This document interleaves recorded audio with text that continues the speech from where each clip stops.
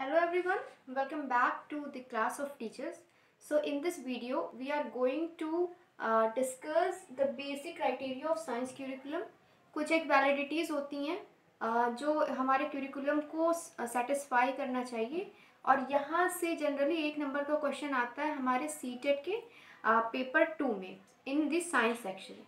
So we will be doing discussing these 5 important validities. And I am very sorry that I am teaching in this way. As you can see कि white board अभी सही जगह पर set नहीं हो पाया but जल्दी set हो जाएगा. After which we will be doing our classes in an appropriate manner. So till then हम डिस्कस करते हैं हमारा आज का टॉपिक. तो देखिए सबसे पहली जो हमारी वैलिडिटी है वो है कॉग्निटिव वैलिडिटी. कॉग्निटिव का मतलब होता है हमारा संज्ञान.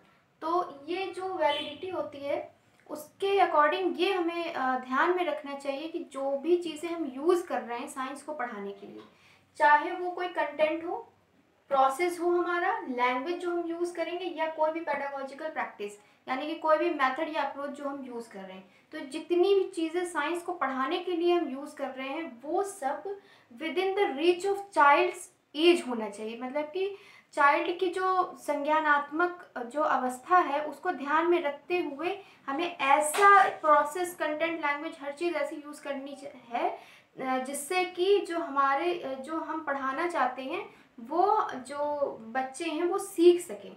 और यहाँ पर क्या डिस्करेज करना है? Rote learning. यानी कि हमें कोई भी चीज़ रटानी नहीं है, कोई भी ऐसी चीज़ हमें नहीं उन्हें सिखानी है जो उनके जो है एज के हिसाब से अप्रोप्रिएट ना हो. उसके बाद में हमारा नेक्स्ट है कंटेंट वैलिडिटी. तो अगर कंटेंट वैलिडिटी की बात करी जाए तो जो भी चीज़, जो भी कंटेंट हम यूज़ करते हैं वो हमारी चाहे टेक्स्ट बुक हो या जो भी बेसिकली टेक्स्ट बुक ही इसमें आती है, तो वो जो कंटेंट होता है हमारे साइंस का वो सिग्निफिकेंट एंड होना चाहिए. साथ में वो साइंटिफिक कंटेंट होना चाहिए. अगर हम साइंस की बात कर रहे हैं तो हमारा कंटेंट साइंटिफिक होना चाहिए और बहुत ही सिंप्लीफाइड होना चाहिए. हम बच्चों को पढ़ा रहे हैं, हमें उनकी एज के हिसाब से चीज़ों को सिंप्लीफाइड मैनर में ही सिखाना है. और उसके अलावा कोई भी ऐसी फ्लॉफुल चीज़ नहीं होनी चाहिए. मतलब जो भी चीज़ होनी चाहिए, जो भी हम पढ़ा रहे हैं, जो भी नॉलेज हम इम्पार्ट कर रहे हैं वो फ्लॉलेस होनी चाहिए. मतलब कुछ भी मीनिंगलेस या कुछ भी गलत बच्चों को नहीं सिखाना है. हमें बेसिकली बच्चों को सिखाना है, ना कि कुछ भी रटाना है. इसलिए हमें नॉलेज को यहाँ पर इम्पोर्ट नहीं करना है, कंस्ट्रक्ट करना है.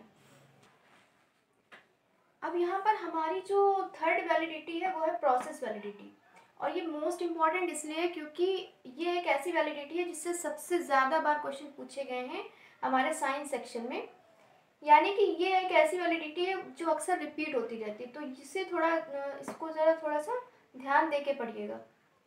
तो हमने जैसे कि पहले देखा कि हमारा जो भी हम लोग कंटेंट यूज़ करें या जो भी मेथड्स, प्रोसेस, लैंग्वेज जो भी यूज़ कर रहे हैं वो बच्चों की एज के हिसाब से होना चाहिए, उनकी कॉग्निटिव एज के हिसाब से होना चाहिए. साथ में जो कंटेंट होता है वो किस तरह से वैलिड होना चाहिए वो भी हम लोगों ने देखा. अब बात यहाँ पर आ गई है प्रोसेस की.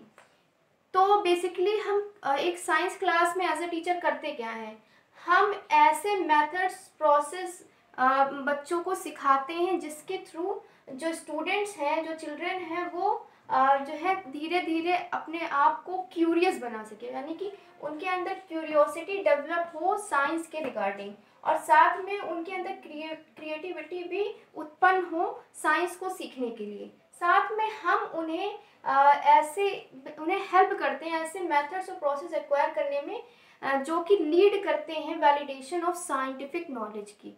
यानी कि हमें बेसिकली करना क्या है, हमें बच्चों को सिखाना है कि उन्हें साइंस कैसे सीखनी है. क्योंकि ये जो साइंस है ये एक ऐसी चीज़ है, बल्कि साइंस ही क्या, जितने भी सब्जेक्ट्स हैं, जैसे कि हम लोगों ने एनसीएफ में भी देखा, हमें सब कुछ रियल लाइफ से कनेक्ट करना है. तो बेसिकली हमें बच्चों को कुछ ऐसी इस तरह से हमें पढ़ाना है, इस तरह से उनका पढ़ने का प्रोसेस होना चाहिए जिसके थ्रू वो साइंस को सीखना सीखें. यानी कि उन्हें कैसे साइंस को सीखना है, समझना है, ये वो सीख सकें. एंड फोर्थ वैलिडिटी है हिस्टोरिकल वैलिडिटी. हिस्टोरिकल वैलिडिटी से तात्पर्य ये है कि हमें बच्चों को अप्रिशिएट करना सिखाना चाहिए. क्या कि कैसे जो साइंस है वो टाइम के साथ इवॉल्व हुई है। यानी कि जैसे कि फॉर एग्जांपल एक एग्जांपल हम लेते हैं व्हील का। तो पहले जब व्हील धीरे धीरे कैसे इवॉल्व हुई, पहले वो वुडन होती थी, देन फिर उसमें चेंजेस आए, और फिर अब जो व्हील होती है वो कैसी होती है। तो इस तरह से कैसे साइंस की चीज़ें इवॉल्व हुई हैं वो हमें सिखाना है। एक और एग्जांपल इसमें लेते हैं न्यूटन का। तो जैसे कि न्यूटन का एक एग्जांपल है, न्यूटन का एप्पल वाला एग्जांपल।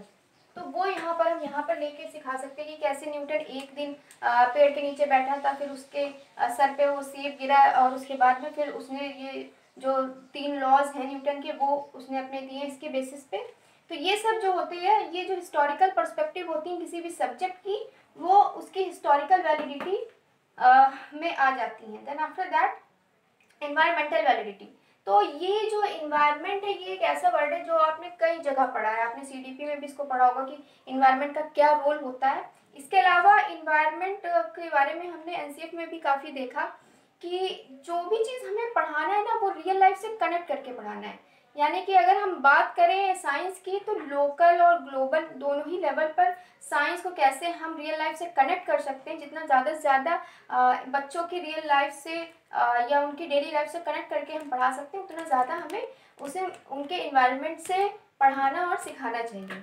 फिर एक हमारी एथिकल वैलिडिटी आ जाती है। इसको आप 6th में मानना चाहें तो नंबर 6 में मान सकते हैं, या फिर जो है आप इसे इसी में अगर कंसीडर करना चाहें तो इसी में कंसीडर कर लें, क्योंकि इन्वायरमेंट में हमारा सब कुछ आ जाता है। तो एथिकल वैलिडिटी में कुछ खास नहीं है, बस हमें कुछ एक जो ऑनेस्टी जैसे कि इस तरह की जो वैल्यूज होती हैं वो डेवलप करना होता है बच्चों के अंदर, sense of cooperation and all. तो ये थी हमारी आज की जो 5-6 वैलिडिटीज़ हैं। आप 6 भी मान सकते हैं या फिर आप 5 भी मान सकते हैं, बेसिकली 5 ही हैं।